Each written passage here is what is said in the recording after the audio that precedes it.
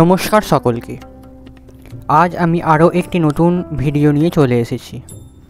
এই সিরিজের নাম শ্রীমদ্ ভগবদ্ গীতা যথাযথ, তে প্রতি শনিবার একটি করে ভিডিও আসবে।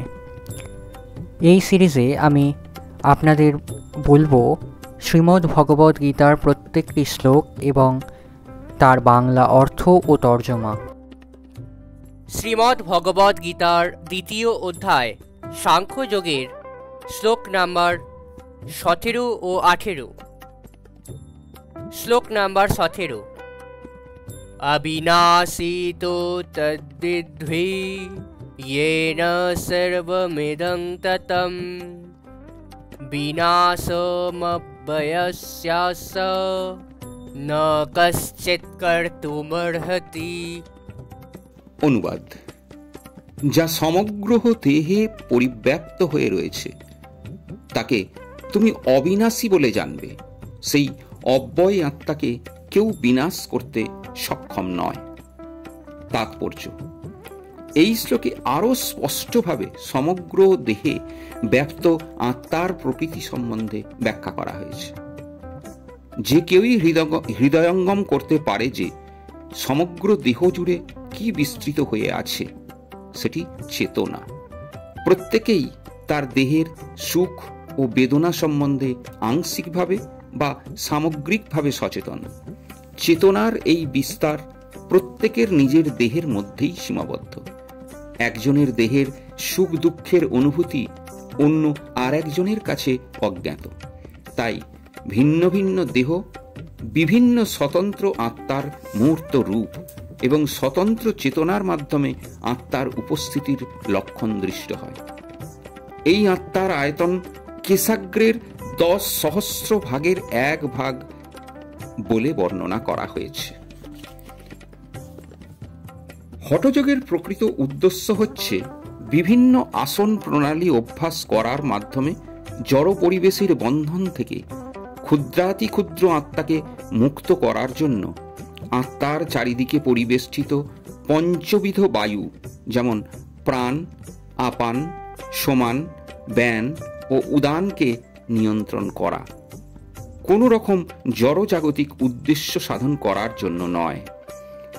প্রতিটি জীবের হৃদয়ে জীবাত্মা বর্তমান থাকে এবং এই আত্মার পরিমাপ এতই সূক্ষ্ম যে তা জড়বিজ্ঞানীদের চিন্তা শক্তির অতীত। আর তাই তাদের মধ্যে কেউ কেউ মূঢ়তাবশত আত্মার অস্তিত্বকে অস্বীকার করে। স্বতন্ত্র পরমাণু সদৃশ্য আত্মা অবশ্যই পরমাত্মার সঙ্গে হৃদয়ে অবস্থান করে এবং তাই জীবদেহের সমস্ত কার্যকলাপ দেহের এই অংশ থেকেই সঞ্চালিত হয়। যে সমস্ত রক্তকণিকা ফুসফুস থেকে অক্সিজেন বহন করে তারা তাদের শক্তি আহরণ করে আত্মা থেকে। আত্মা যখন জড়দেহ ছেড়ে চলে যায় তখন রক্ত সঞ্চালন, শ্বাস প্রশ্বাস আদি দেহের সমস্ত ক্রিয়াগুলি বন্ধ হয়ে যায়। চিকিৎসা বিজ্ঞান লোহিত রক্তকণিকার এই গুরুত্ব স্বীকার করে থাকে, কিন্তু সমস্ত শক্তির উৎস যে আত্মা তা বুঝতে পারে না। তবে চিকিৎসা বিজ্ঞান স্বীকার করে যে হৃদয়ই হচ্ছে দেহের সমস্ত শক্তির কেন্দ্রস্থল। আত্মার এই পারমাণবিক চিৎকণাগুলিকে সূর্যকিরণের অণুর সঙ্গে তুলনা করা হয়ে থাকে। সূর্যকিরণের মধ্যে অসংখ্য প্রভাময় অণু আছে। সেই রকম পরমেশ্বর ভগবানের থেকে বিচ্ছুরিত চিৎকণাগুলি পরমেশ্বরের জ্যোতির পারমাণবিক কণা স্বরূপ, যাকে বলা হয় প্রভা, অর্থাৎ উৎকৃষ্ট শক্তি। সুতরাং বৈদিক তত্ত্ববিজ্ঞান কিংবা আধুনিক বিজ্ঞান কেউই দেহের মধ্যে আত্মার অস্তিত্ব অস্বীকার করতে পারে না এবং আত্মা সম্পর্কিত বৈজ্ঞানিক তথ্য পরমেশ্বর ভগবান স্বয়ং ভগবদ্ গীতায় সুস্পষ্টভাবে বর্ণনা করেছেন। শ্লোক নাম্বার 18। অন্তবন্ত ইমে দেহ নিত্যস্বক্ত শরীরেণ অনাসীনঃ প্রমেয়স্য তস্মাদ্যুদ্ধস্য ভারত। অবিনাশী, অপরিমেয় ও ও শাশ্বত আত্মার জড়দেহ অবশ্যই বিনাশশীল। অতএব হে ভারত, তুমি যুদ্ধ করো। তাৎপর্য: জড়দেহের ধর্মই হচ্ছে বিনাশপ্রাপ্ত হওয়া। তা এই মুহূর্তে বিনাশ হতে পারে, অথবা 100 বছর পরেও হতে পারে। এটি কেবল সময়ের অপেক্ষা। অনির্দিষ্ট কাল পর্যন্ত দেহকে টিকিয়ে রাখার কোনো সুযোগ নেই, কিন্তু আত্মা এত সূক্ষ্ম যে তাকে কোনো শত্রুই দেখতে পাবে না, হত্যা করা তো দূরের কথা। আত্মা এত সূক্ষ্ম যে তার পরিমাপ করাও অসম্ভব।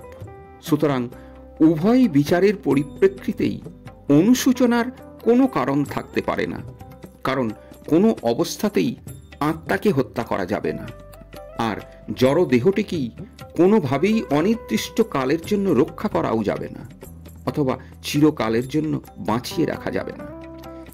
কর্ম অনুসারে সমগ্র আত্মার ক্ষুদ্রাতি ক্ষুদ্র অংশ জীবাত্মা জড়দেহ প্রাপ্ত হয়। সেই জন্যই ধর্মীয় রীতিরীতি পালন করা উচিত। বেদান্ত সূত্রে আত্মাকে আলোক বলে বিবেচনা করা হয়েছে, কারণ সে হচ্ছে পরম আলোকের অংশ। সূর্যের আলোক যেমন সমস্ত ব্রহ্মাণ্ডকে প্রতিপালন করে, তেমনি আত্মার আলোকও জড় দেহকে প্রতিপালন করে। যে মুহূর্তে আত্মা তার দেহটি পরিত্যাগ করে, তখন থেকেই সেই দেহটি পচতে শুরু করে। তাই দেহকে প্রতিপালন করে আত্মাই, দেহের কোনো গুরুত্ব নেই।